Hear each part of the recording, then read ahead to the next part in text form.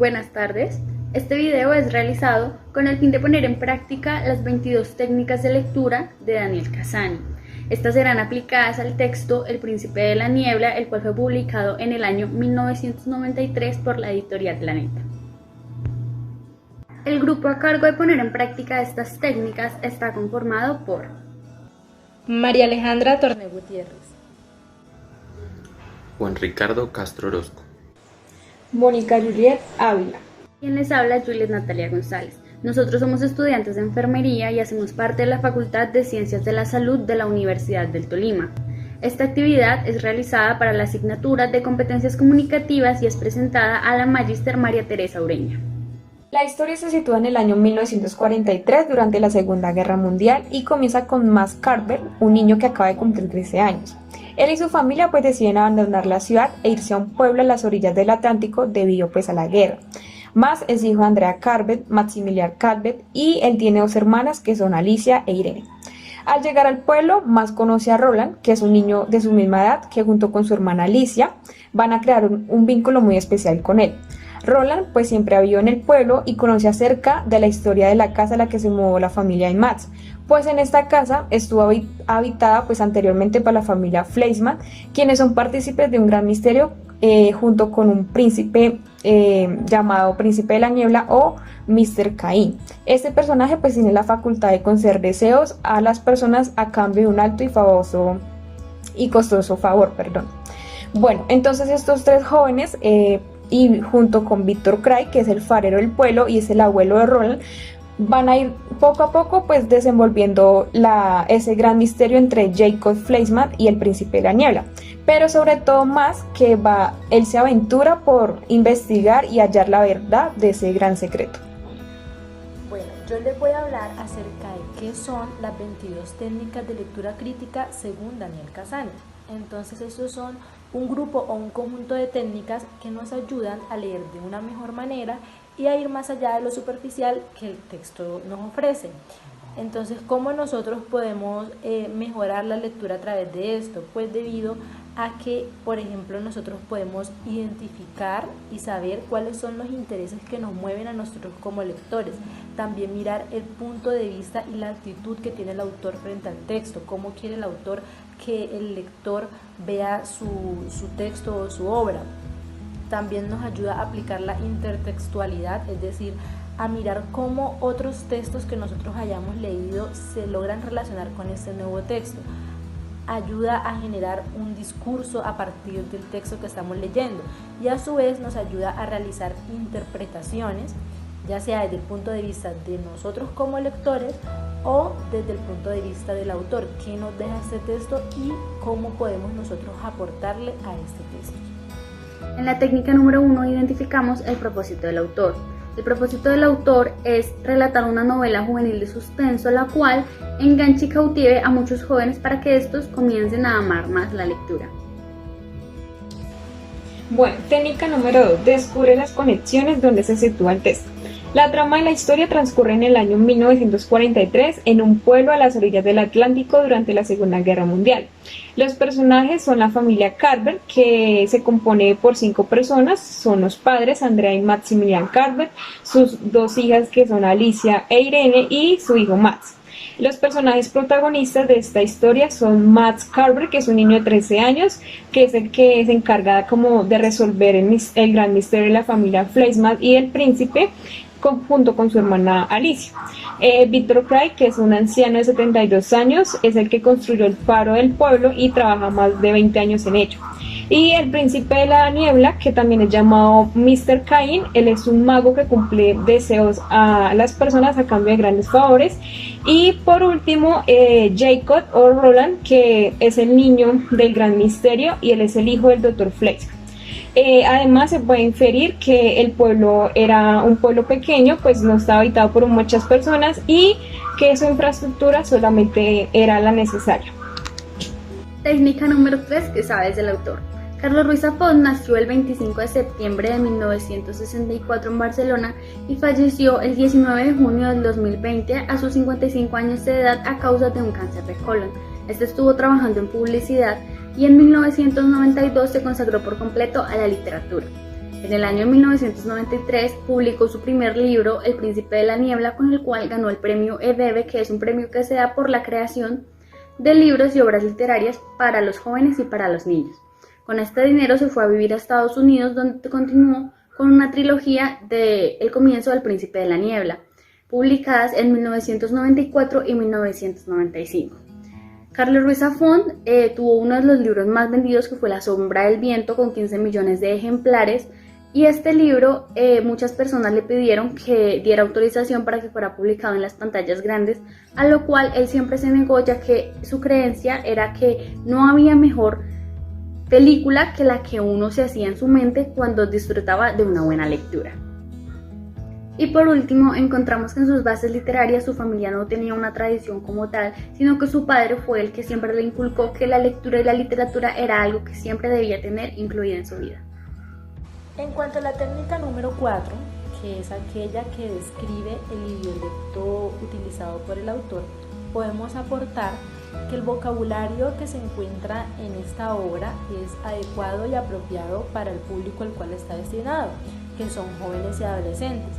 Sin embargo, como el autor es español, él utiliza vocabulario propio de la época en la que fue escrito el libro, que está muy relacionado con la parte marítima, por ejemplo, porque los protagonistas de esta obra se encuentran en una casa que está cerca al mar, entonces se pueden encontrar palabras tales como eslora, ancora y esquife, y también frases que tienen algún significado en específico, tales como hacia aguas o en un puño. La técnica número 5 nos habla acerca de rastrear la subjetividad del autor, o qué podemos nosotros como lector inferir acerca del discurso que el autor nos plantea. Entonces, para el caso de esta obra, el autor utiliza verbos a través de ella que son muy repetitivos, tales como murmuró, exclamó, preguntó, cuestionó. Estos verbos hacen relación a los personajes, a los protagonistas, que son niños. ¿Por qué tal vez él hace esto? Porque es en esta etapa para la que está o para la que el libro se produce, que es para los jóvenes, en donde ellos más tienen cuestionamientos acerca de la vida, que viene después de la infancia y cuando empezamos la adolescencia, qué será lo que nos depara la vida. Entonces es por eso que el autor utiliza muchos estos verbos. A su vez, él también habla en el texto acerca de la Segunda Guerra Mundial. ¿Esto por qué? Porque a pesar de que el autor, cuando él nació, ya habían pasado 30 años después de este suceso, él, en donde vivió, que fue en Barcelona, estuvo muy rodeado de los estragos que dejó la guerra. Entonces él, mediante este texto, ¿qué pudo haber buscado? Pues darle a esas personas que leen como una enseñanza, que a pesar de que en ese momento estaban en guerra, podían migrar hacia otro lugar y tener una mejor vida. Es eso lo que el autor nos busca brindar en el texto. Técnica número 6. Detecta posicionamientos. El autor es. En cuanto a los posicionamientos y estereotipos presentes en este texto, podemos establecer uno muy claro, como lo es la guerra.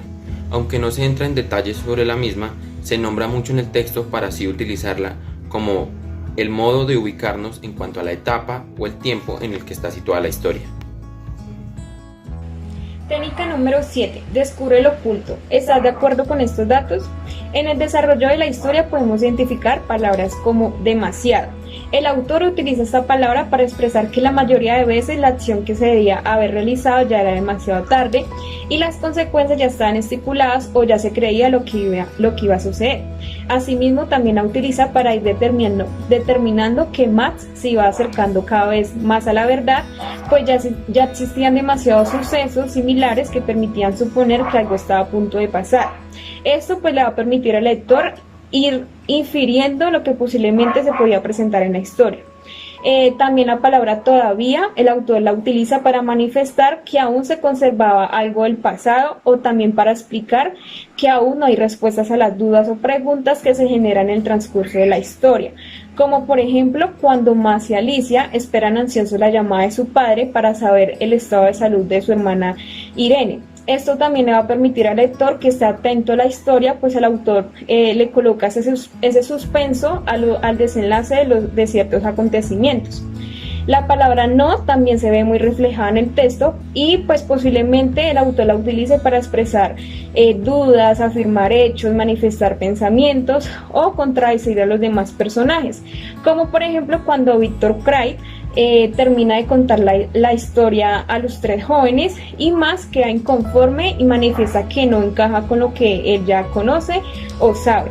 De esta manera, pues el lector también puede ir tomando una postura frente a la personalidad de cada uno de los personajes. Y también frases que usan la palabra ni. Posiblemente el autor la utiliza para generar duda en el lector sobre las afirmaciones o negaciones de los momentos planteados por cada uno de los personajes. Pues un ejemplo de esto es cuando el farero dice que, abro comillas, durante años he tenido una teoría que ni yo mismo creía. Ahora todo parece confirmarla. Cierro comillas. Técnica número 8. Dibuja el mapa sociocultural que expone el texto y que calla. Entonces el texto expone que el príncipe de la niebla pues era un niño conocido como Mr. Caín y era príncipe de la niebla porque aparecía y desaparecía en las tinieblas. Se hacía llamar además mago porque tenía la facultad de conceder deseos a un alto y peligroso favor. Entonces el texto calla pues el origen del príncipe porque pues no se sabe nada de sus padres, familiares o de su procedencia como tal. Calla el verdadero nombre de este personaje y además calla si realmente pues era un niño o un ser diabólico. Expone también que el príncipe después de su muerte pues ha mantenido con poder, pero pues no dicen de qué manera, si aún puede seguir concediendo deseos a otras personas. Expone también que el Dr. Fleischmann entrega su vida a cambio a la vida de su hijo y que un año más tarde pues este muera a causa de una enfermedad muy extraña. Entonces el texto calla si este realmente pues muere por dicha enfermedad o por las intenciones del príncipe. Además también calla sobre el paradero de Eva Gray, que es la mamá de Jacob. El texto también calla porque los padres de Max y la hermana Irene nunca estuvieron involucrados directamente con los hechos del misterio. Entonces se desconoce porque esta parte de la familia de Max nunca fueron partícipes. El texto también expone pues la situación por la que pasó Irene al ser asustada por el príncipe y el gato, pero calla porque este hecho nunca fue compartido con Max y Alicia al regreso de Irene a la casa. Y por último, el texto también expone que los cuerpos de los integrantes del circo y el payaso Caín nunca fueron encontrados después del náufrago y calla si las estatuas en el jardín de las estatuas tiene pues alguna relación pues con estos cuerpos. Técnica número 9. Identifica el género y describe. El príncipe de la niebla es una novela juvenil de suspenso la cual está encaminada hacia el género dramático. En esta se cuentan las aventuras que viven tres niños que intentan averiguar el misterio de la muerte de un joven llamado Jacob Fleischmann. Esta se puede decir que es una novela publicada para un público joven, pero también puede ser disfrutada para todo tipo de público, ya que contiene tanto literatura en la que se narran aventuras, se narra el amor, se narra el odio, se narran muchas experiencias que la persona puede experimentar a través de esta buena lectura. Técnica número 10. Enumera los contrincantes. ¿Contra quién escribe el autor? En este texto evidenciamos directamente cómo el autor establece como contrincante a Caín. Este mismo lo reconocemos como un ente maligno. En ese momento entendemos que el autor busca darle sentido a cómo el mal puede estar presente de diferentes maneras y se aprovecha de aquellas debilidades y deseos que cada uno posee. Por lo tanto, moldea esa maldad en Caín y cómo utiliza sus artimañas para llegar a su cometido. Técnica número 11. Haz un listado de voces. ¿Recuerdas algo que se haya silenciado? Existen varios momentos en el texto que no nos permiten aclarar ciertas dudas de los mismos personajes, como lo son el momento en que Víctor Craig contaba su experiencia con Caín y Max intenta formular preguntas. ¿Cómo hubieran podido esas preguntas darle más detalles de cómo enfrentar a Caín? Otro aspecto bastante importante es el hecho de que no conocemos si Eva Gray aún vive, y cuando Víctor Craig decidió dejar el pueblo no le revela hacia dónde se dirige al pequeño Max. Bien sabemos que Eva fue su mayor amor y por la cual hizo esa gran promesa de cuidar a Jacob después de que Caín intentó matarlo. Técnica número 12. Analiza las voces incorporadas. ¿Detectaste citas? En este texto no encontramos citas de otros textos bastante diferentes. Sin embargo, podemos decir que posee un estilo directo e indirecto. ¿Por qué lo decimos? En cuanto a la parte directa, es como los personajes narran sus experiencias ya vividas, y la parte indirecta es cuando los mismos personajes nombran lo que hacían otras personas en sus relatos, como lo es cuando Victor Cray nombra las palabras o citas que decía Caín cuando hablaba con él en su pasado. Técnica número 13. Lee los nombres propios, cómo se denominan los protagonistas. Basados en la época en la que está escrita el texto, como lo es la Segunda Guerra Mundial, y basándonos en el origen de los nombres, podemos decir que tales como Alicia, Eva, Irina, incluso Andrea, son nombres que se utilizaban para esta época en la antigua España. Sin embargo, apellidos como lo son el Fleischmann, el Cray, el Gray e incluso el de los protagonistas principales como lo es Max Carver, podemos decir que son bastante ingleses. Por lo tanto, no podemos especificar el país o el pueblo específico del que provienen. Sin embargo, podemos decir que pertenecen a la Europa occidental. Técnica número 14. Verifica la solidez y la fuerza del discurso. ¿De qué tipo son los razonamientos? Entonces, los argumentos que utiliza el autor en el texto pues hacen suponer que la historia, por ejemplo, se puede tratar de algo relacionado pues con la Segunda Guerra Mundial, de que el príncipe de la niebla pues de alguna manera necesitaba a la familia Carver para poderse llevar a Jacob. Además, se puede también deducir sobre el tema a desarrollar en la historia, pues por ejemplo la familia Carver al adoptar un gato hace suponer que este era un instrumento del príncipe para acercarse aún más a la familia y por ende permitir corroborar con más argumentos que Mr. Cain estaba tratando de entrar de alguna manera pues a la vida de Max y de Alice. Con otros argumentos, por ejemplo, también se puede evidenciar que poco a poco pues el payaso va conduciendo más al destino al que quiere llegar con Roland, pues pretende que él, o sea Max, descubra la verdad del todo, y pues junto a la historia de Victor Cray, pues, porque como estos dos se cruzan en algún momento, y los hallazgos de Max a ir poco a poco desenlazando pues el misterio, permiten también corroborar que poco a poco pues el príncipe ya había recobrado fuerza de alguna manera y también inferir que algo pues estaba a punto de suceder. Técnica número 15. Halla las palabras disfrazadas. En este libro encontramos que tiene un vocabulario un tanto colonial, ya que los personajes hablan de manera distendida en torno a las conversaciones que ellos sostienen. De igual manera, este no presenta un vocabulario que sea ni vulgar ni que sea muy literario, por lo cual facilita su comprensión. Algunas de las palabras que encontramos es la palabra centinela, con la cual hace referencia a la persona que cuida el faro del lugar, palabra que en estos tiempos estaríamos utilizando más como un guardián o un celador. La técnica número 16 hace referencia a analizar la jerarquía informativa, es decir, cuáles son los datos destacados, qué elementos son principales y qué elementos son secundarios. En el caso de esta obra, el autor, por medio de Max, que es el protagonista principal, permite al lector desenvolverse e ir descifrando cuál es el misterio del Dr. Cain o el príncipe de la niebla en relación con el del Dr. Fleischmann. Entonces, él, a través de Max, de ese personaje, nos permite conocer un poco más acerca de él. ¿Por qué? Porque él lo muestra a Max como un personaje principal, pero también Dr. Cain o el príncipe de la niebla es un personaje principal porque a través del texto él lo nombra en repetidas ocasiones, hace referencia más que todo a él. Entonces, nosotros podemos ver este elemento simbólico o elemento maligno mediante él busca como una enseñanza muy parecido a lo que sucede con las fábulas, es decir, que nosotros como lectores veamos el mal no como el principio sobrenatural que existe por sí mismo, sino más que todo como que el bien o el mal se encuentra en nosotros mismos, que depende de nuestras acciones, de nuestros juicios, de nuestra conducta, cómo vayamos a ser nosotros en un futuro y qué tipo de mundo vamos a producir o qué le vamos a aportar al mundo. Técnica número 17. Identifica tus propósitos. El lector toma como punto de referencia los sucesos extraordinarios que le ocurren a estos muchachos, comenzando por las grabaciones de las cintas que Max Carver ve y también por los sucesos que le ocurrieron a una de su hermana pequeña. Esto hace que el lector tome como propósito fomentar una lectura más rápida y más ágil de manera que pueda continuar más rápidamente la trama de este libro, en la cual se desenvuelve toda la historia del misterio de la muerte de Jacob. Técnica número 18. Analiza la sombra del lector. El autor pretende que el lector incurra tanto en la novela que éste se apropie tanto de las ocurrencias que tienen los dos jóvenes en nuestra novela como de sucesos que les pudieron haber costado la vida en los cuales se evidencia.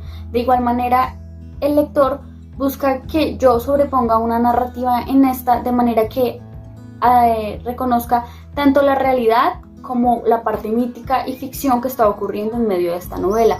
Esto lo hace por medio de que nos está situando en medio de una guerra, la cual es una parte de nuestra realidad, algo que se ha vivido en el mundo, pero también nos está poniendo sucesos paranormales y extraordinarios como lo son las apariciones y todo lo que ocurrió alrededor del misterio de la muerte de Max Carver y del Orpheus.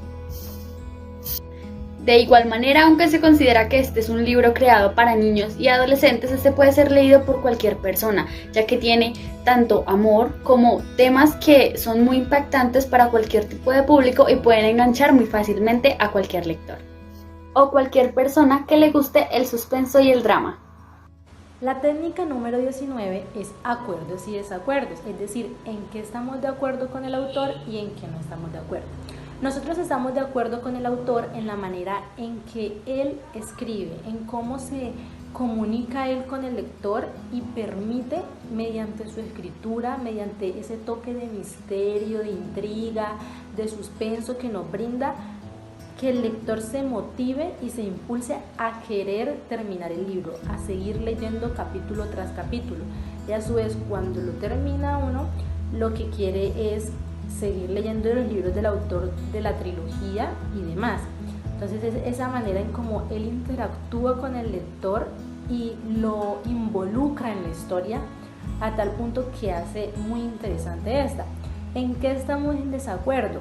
En la manera como finaliza la historia. Como casi siempre uno espera un final feliz, ese final que él muestra es un final inesperado en donde pues Roland, uno de los amigos del protagonista, pues muere y nos deja la historia un poco inconclusa.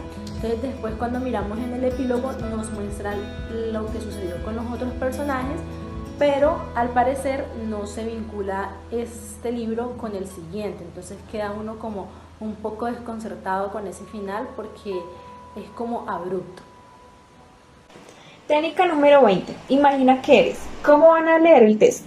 Entonces, los lectores al terminar la obra posiblemente pues puedan estar enojados o tristes por el desenlace del drama, pues a pesar de las intenciones de Max, Alicia y de Victor Cray por salvar a Roland del príncipe, al fin y al cabo pues se salió con la suya, a pesar de ese trato a lo último entre Jacob y el payaso por salvar a Alicia de que muriera. Además, pues los lectores puedan que sientan alguna dicha a pesar de este final, ya que el tema, la época, el lugar, el estilo del autor para desarrollar cada una de las personalidades de cada uno de los personajes y el suspenso que le agregó a la historia permitieron que la imaginación del lector estuviera pues abierta a todos los momentos de la historia.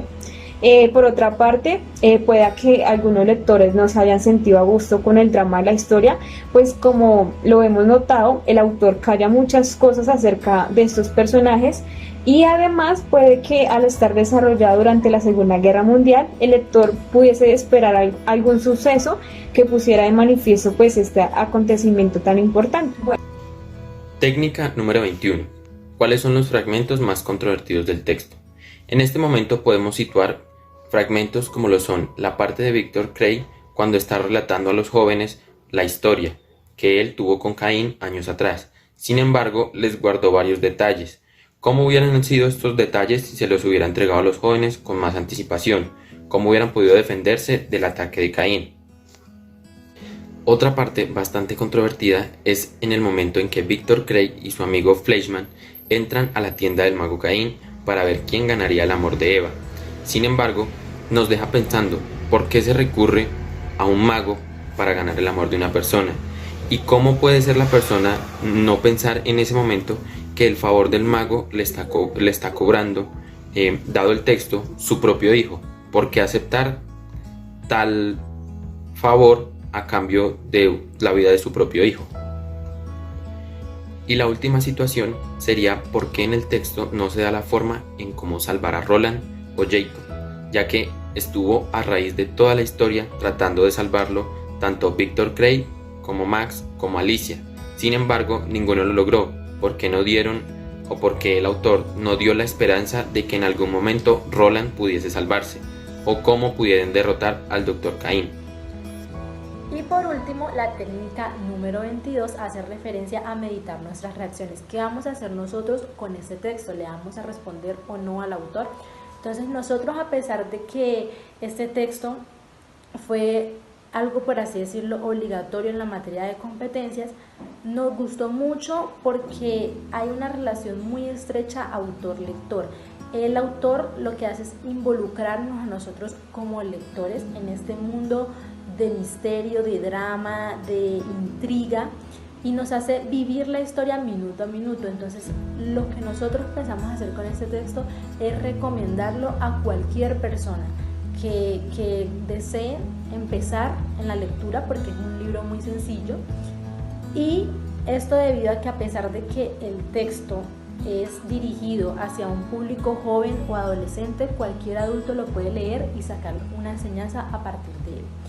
Lo que sí nos gustaría responderle al autor o saber por qué se hizo de esa manera es preguntarle por qué el final es tan inesperado y por qué no hay relación entre los otros libros dentro de la trilogía, porque si bien hemos leído otras trilogías, nos damos cuenta de que la mayoría de estas hay una relación entre los libros, pero en esa no. Entonces sí quisiéramos saber cómo, o sea, qué sucede o por qué no se dio de esa manera en esta trilogía de La Niebla. Podemos concluir que este libro es excelente para las personas que apenas están iniciando en la lectura. Además, a partir del trabajo realizado sobre las 22 técnicas de Cassani, pudimos tener una mejor comprensión del texto, tanto de parte del autor como del lector, y así llevarlo a un análisis más concreto. Gracias a todos y esperamos que el video haya sido de su agrado.